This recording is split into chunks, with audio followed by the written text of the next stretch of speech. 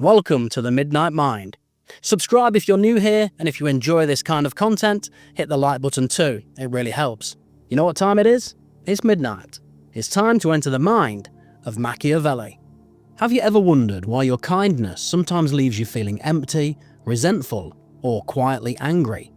It's because not all kindness is good.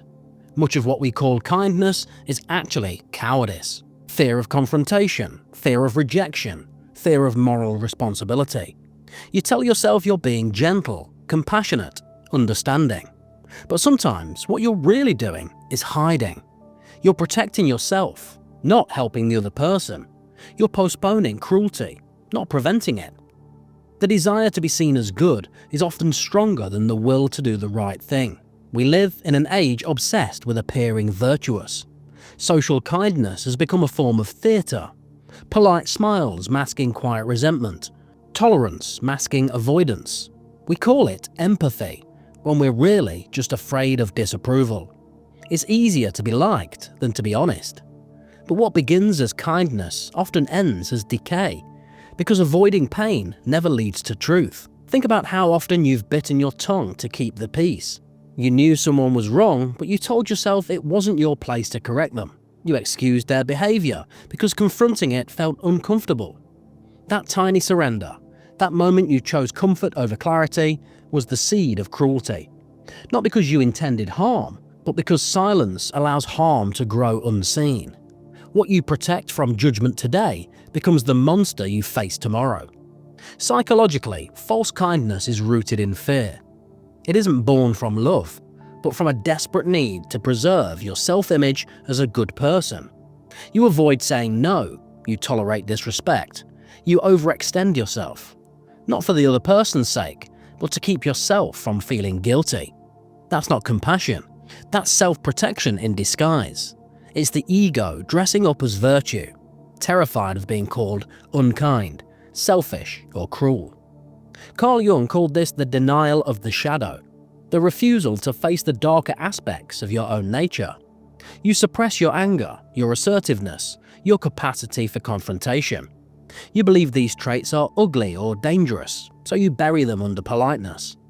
But the more you deny them, the more they control you unconsciously.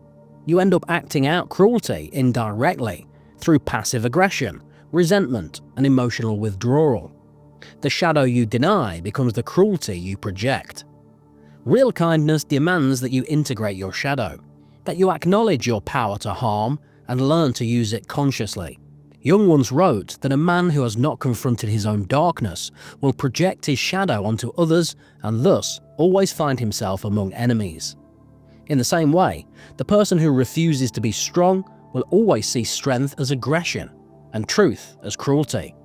They will retreat into false gentleness, mistaking safety for morality.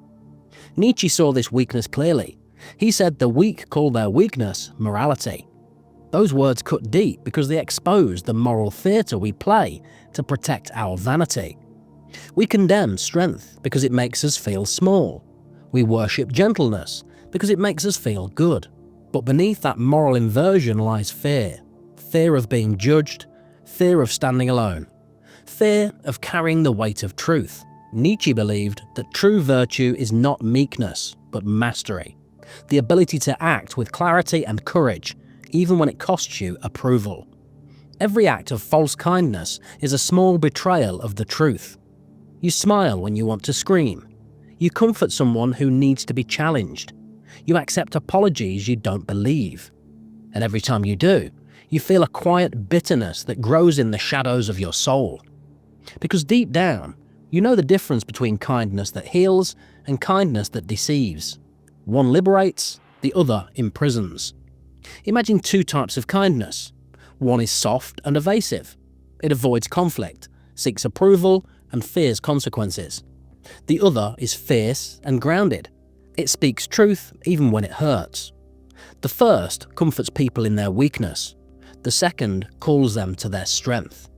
One is sentimental, and the other moral. The world rewards the first kind because it keeps everyone pleasant and unchallenged. But the second, the rare, dangerous kind, that's the kindness that saves. This is why so many relationships die, not from cruelty, but from kindness, the wrong kind. Friends drift apart because they never dared to speak what needed to be said. Families fracture because everyone smiled through their silence. Lovers break because honesty was sacrificed to keep the peace. False kindness buys harmony at the cost of integrity. It's a fragile peace built on lies, and every lie told in the name of kindness is a quiet act of cruelty. The truth is, your capacity for goodness depends entirely on your capacity for confrontation. You cannot truly love what you are afraid to challenge. You cannot protect what you refuse to discipline. Real kindness is not a feeling, it's a responsibility. It means doing what is right, not what is comfortable. It means saying what must be said, not what will be liked. It means facing your own fear of rejection and choosing truth anyway. The weak version of kindness is emotional anesthesia, a way to avoid the discomfort of honesty. But real kindness requires pain. It's the pain of telling a friend they're wrong, of setting a boundary that hurts someone you care about, of disappointing people in order to stay true to your principles. It's the pain that refines love into something durable. Because real kindness doesn't protect feelings, it protects growth. So, before you call yourself kind, ask what you're protecting: the truth or your image? Ask whether your gentleness serves the other person or just shields you from discomfort. Ask whether your silence is peace or cowardice. True kindness has a spine. It doesn't flinch from consequence. It doesn't hide behind empathy to escape accountability. It doesn't confuse being nice with being good. False kindness is easy. It costs nothing but your integrity. Real kindness is hard. It demands that you confront your own fears and act anyway. But that's what makes it real. To be truly kind is to be dangerous, because only someone who has faced their own capacity for cruelty can choose to be merciful. And that choice, that conscious restraint, is what separates virtue from weakness. Machiavelli was not a man afraid of cruelty. He understood that a leader too afraid to appear harsh would doom his people to far greater suffering. In The Prince, he warned, "A prince who is not willing to appear cruel when necessary will bring about more cruelty in the long run." It wasn't cynicism, it was realism. Mercy that permits disorder is not mercy at all. It is cowardice masquerading as virtue. Picture a ruler who refuses to punish corruption because he wishes to seem merciful. His people praise him for his gentleness, at first. But slowly, lawlessness grows. The wicked learn that they can act without consequence. The honest lose faith. The society rots from the inside, until one day, the same ruler who feared cruelty must now rule a kingdom beyond saving. His mercy has multiplied suffering. The blood he refused to spill has returned 100-fold. Now replace that ruler with yourself. Think of the moments you've allowed small wrongs to continue. A friend who manipulates you. The co-worker who takes advantage of your silence. The partner who crosses boundaries you never enforce. You told yourself you were being kind, patient, forgiving. But what you were really doing was allowing disorder to spread. You permitted chaos out of the fear of being cruel, and that fear became the true source of cruelty. Machiavelli's insight was psychological as much as political. He understood that strength without compassion becomes tyranny, but compassion without strength becomes negligence. When you refuse to confront wrongdoing, it festers. When you mistake tolerance for love, you create dependency. And when you prize appearing good over doing what is necessary, you cease to be moral. You become complicit in the very harm you sought to avoid. This is why false kindness always collapses. Because the truth, once denied, grows teeth. Every time you spare someone from the consequence of their actions, you rob them of the chance to grow. Every time you stay silent to keep peace, you build a wall between who you are and what you know to be right. And that wall becomes resentment. Hidden cruelty thrives in the spaces where honesty was exiled. Real compassion sometimes wears the face of cruelty. The surgeon's knife looks violent to the untrained eye, but it saves the body from infection. The parent's punishment seems harsh, but it teaches responsibility. The leader's decisiveness may look cold, but it prevents chaos. Mercy that permits disorder is cruelty in disguise. To act with strength when others are afraid, that is moral courage. To call weakness virtue is moral decay. Machiavelli's world was brutal, but his clarity remains timeless. It is better to wound once, cleanly, than to let rot consume everything. The same applies to the psyche. A single moment of honest confrontation, though painful, can prevent years of quiet resentment. In that sense, cruelty, when used with wisdom, becomes an act of mercy. The refusal to act, dressed as kindness, becomes the deepest betrayal. Centuries before Machiavelli, Plato saw the same danger from another angle. In the Republic, he warned that when societies grow too soft, when they refuse to offend, discipline, or restrain, they begin their slow descent into chaos. The excess of liberty, whether in states or individuals, he wrote, seems only to pass into slavery. What begins as kindness ends as decay. Plato believed that virtue must be governed by order, that every desire, every impulse, every emotion must be disciplined toward the good. But when compassion becomes unlimited tolerance, discipline disappears. The lines between right and wrong blur, because no one dares to judge. The parent fears being strict, the teacher fears being unfair, the friend fears being disliked. What they call love is often weakness, and weakness, when multiplied, becomes tyranny. Because when no one sets boundaries, chaos sets its own. Children raised without limits become slaves to their whims. Citizens given endless liberty without discipline become slaves to their appetites. A society too afraid to correct itself eventually devours itself. What begins as softness turns into control, not by strength but by fear. People silence themselves to avoid conflict. Truth becomes dangerous, and the tyranny of comfort replaces the tyranny of power. This pattern repeats in our personal lives too. The parent who gives their child everything, not out of wisdom but guilt, raises dependency, not gratitude. The friend who never tells hard truths breeds stagnation, not support.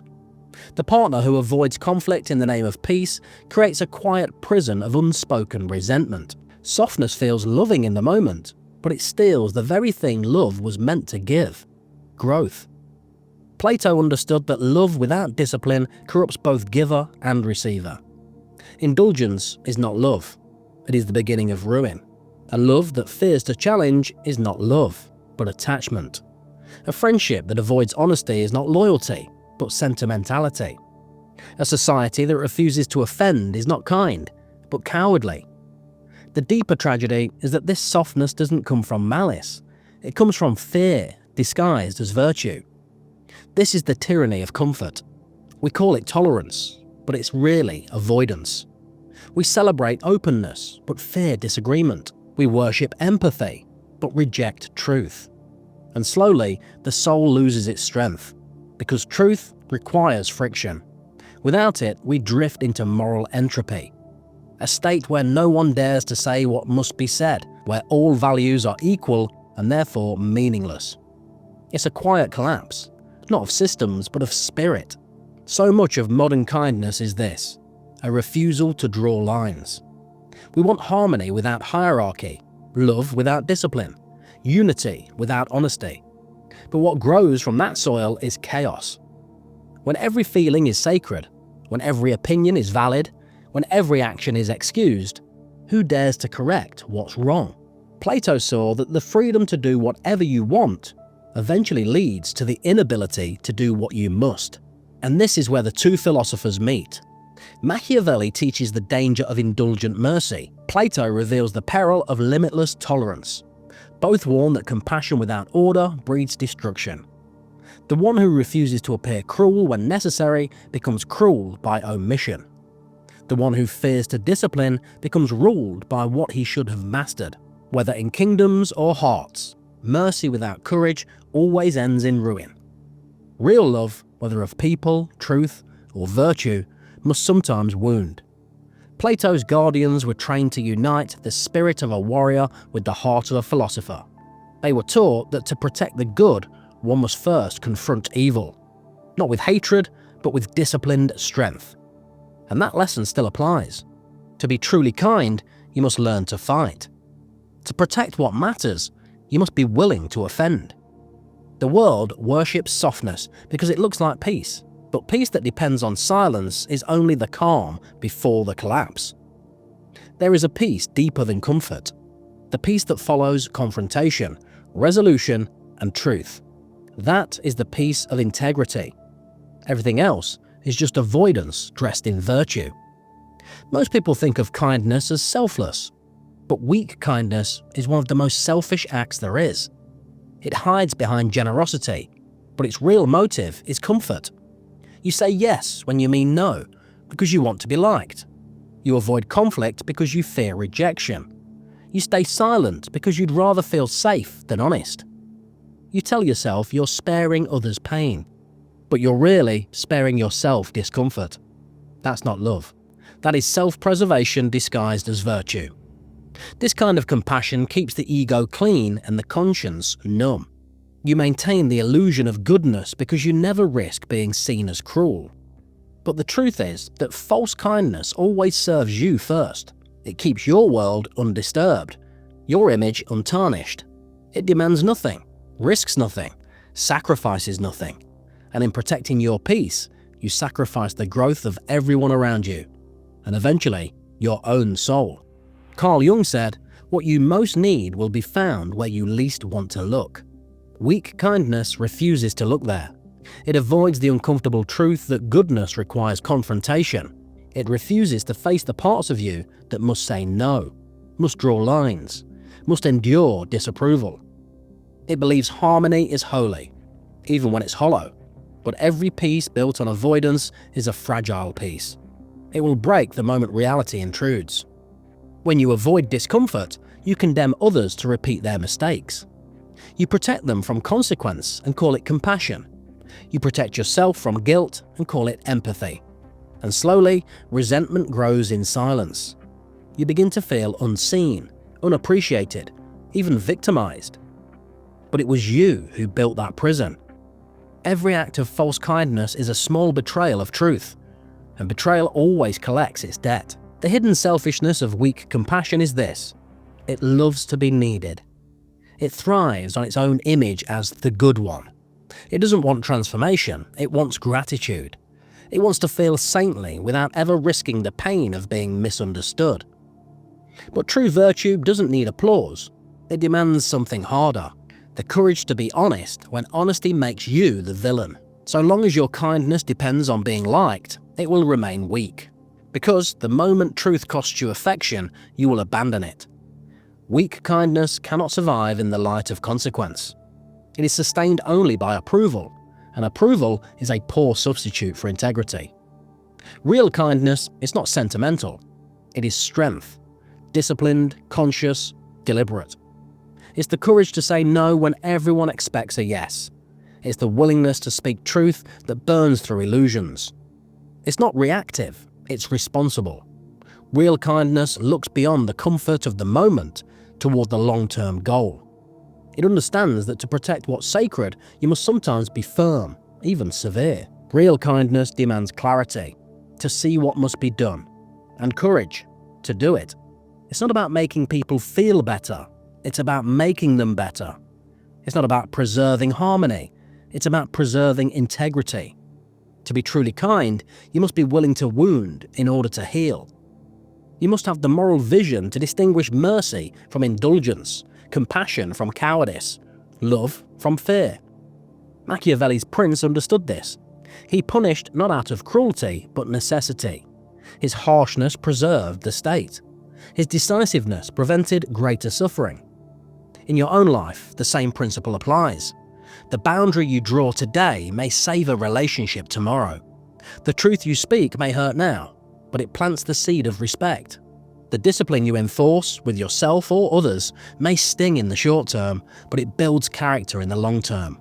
That balance between power and compassion is the essence of real kindness. Too much emotion, and you become weak.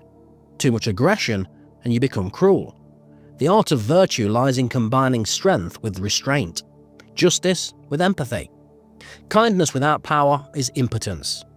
Power without kindness is brutality. But when the two are fused, they create something rare: moral authority. Real kindness is not afraid to disappoint. It's not afraid to be misunderstood. It doesn't seek validation because it doesn't serve the ego. It serves the truth. Sometimes the truth will make people angry. Sometimes it will make them leave. But every act of integrity, though it costs you approval, earns you freedom. And freedom is the soil in which real goodness grows. You can feel this kind of kindness when it's given to you. It doesn't flatter you. It doesn't soothe your illusions. It respects you enough to challenge you. It gives you the dignity of consequence. That is the kindness that strengthens the soul. The kindness that loves you enough to let you face the truth.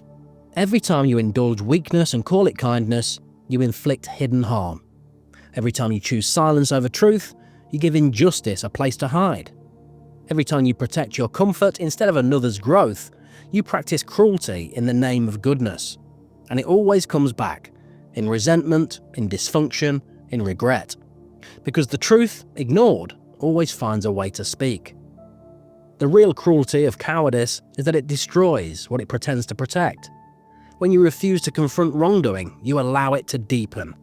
When you fear judgment more than corruption, you invite decay. When you confuse peace with passivity, you guarantee conflict. The pain you delay by avoiding truth doesn't disappear. It accumulates until it erupts into chaos. Every false kindness spares pain now, but multiplies it later. True virtue often looks harsh because it's honest. It doesn't smile to please. It doesn't soften what must be said. It cuts cleanly so that healing can begin. The good man or woman is not the one who avoids cruelty, but the one who uses it wisely for the sake of truth. The surgeon, the teacher, the parent, the friend, all must sometimes wound to protect what they love.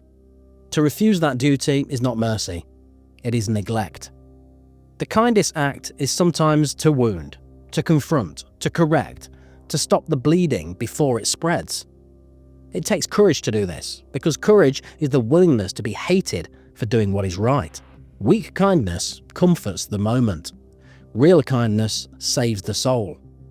It sees beyond immediate pain to long-term peace. It understands that love without strength is not love, it's surrender. And so, if you wish to be truly kind, begin by becoming dangerous. Know your own capacity for cruelty. Face it. Integrate it. Then, choose to use that strength for good. That is the foundation of real virtue. Not innocence, but mastery. Because only when you are capable of harm can your restraint mean anything. The world doesn't need more gentle cowards. It needs strong spirits with compassionate hearts. People who can tell the truth without malice. Who can confront hate. Who can love without fear. That is the kindness that heals. That is the kindness that endures. Weak kindness hides from pain. Real kindness walks into it, unafraid, because it knows that truth, even when it wounds, is the only path to freedom.